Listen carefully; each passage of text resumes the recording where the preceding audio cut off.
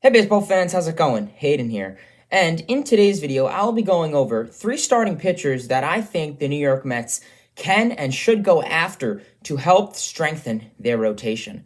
So let's stop wasting any time and let's dive right into it. So the New York Mets have had an eventful offseason so far, and it seems that the Mets aren't done. Once the lockout is over, the Mets have stated that they would like to acquire some more pitching depth, and from what the Mets have seen the last couple seasons, it really is important. As of right now, it seems the rotation would look like Jacob deGrom, Max Scherzer, Taijuan Walker, Carlos Carrasco, and possibly Tyler McGill or David Peterson in the 5th spot. So adding one more middle-of-the-end starter couldn't hurt if you play smart and make sure it isn't costly. So coming into the number 3 spot of our first pitcher on today's video, and that is Luis Castillo, the right-handed 29-year-old from the Cincinnati Reds, who's been a popular name these last couple weeks.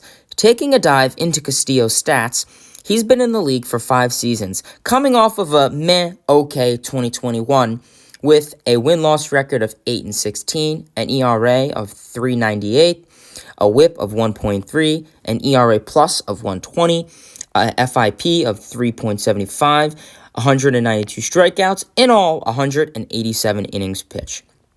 Castillo may not be the exact type of pitcher that he was in 2019, but those stats for playing in a hitter's ballpark aren't too bad. What helps Castillo stand out more than others on this list is consistency and staying healthy. Since the 2018 season, he has made 31 and 33 starts in the big leagues. In 2020, when there were only 60 games, Castillo logged 12 starts. This was exactly what would be expected from the schedule and taking the mound every 5th day. Castillo reaches free agency after the 2023 season, so those 2 years of control are pretty important for the Cincinnati Reds to capitalize. And it seems that the New York Mets and Cincinnati Reds can definitely be trading partners, as the New York Mets probably may not have to give up a whole lot in their farm, nor damage it.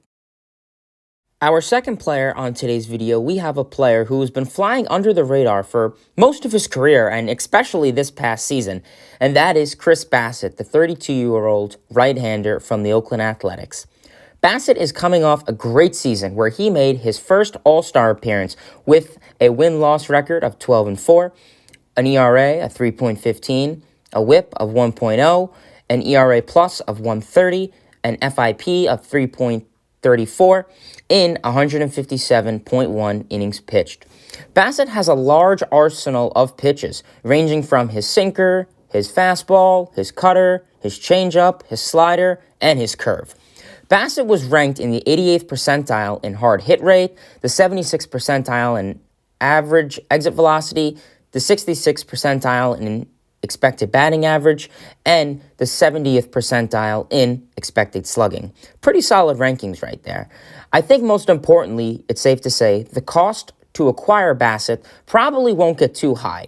That single year of control hurts his value and could give the Mets enough reason to pursue.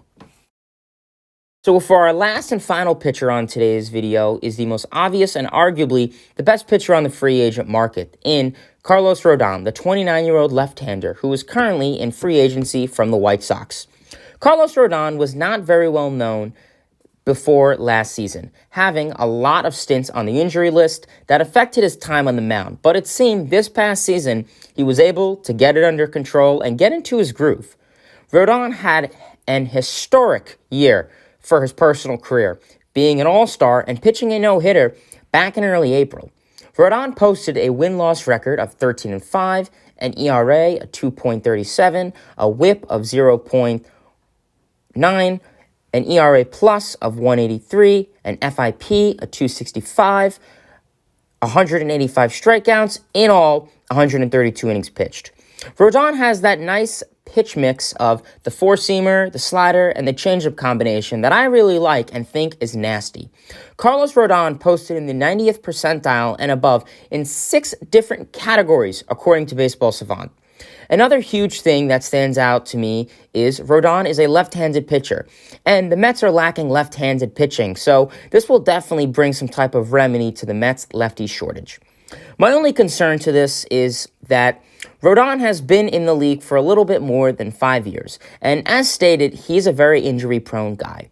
And coming into this offseason, Rodon stated he would like a deal ranging from 4 to 5 to 6 years. And I get a little skeptical about giving a pitcher who hasn't really pitched that much a long-term deal if he's only pitched 1 year. So that's a little bit worrisome, but that is not the biggest thing to go after. Carlos Rodon is my favorite pick for the Mets to go after. Alrighty, baseball fans, that is the end of this video. Please feel free to give this video a like, comment, subscribe, turn on those post notifications, and please, baseball fans, feel free to let me know in the comment section below. What are your thoughts on these 3 pitchers that I gave? And do you agree? Do you disagree? Who are some pitchers you would like to go after? I'd be very interested to hear. Till next time, baseball fans, see ya.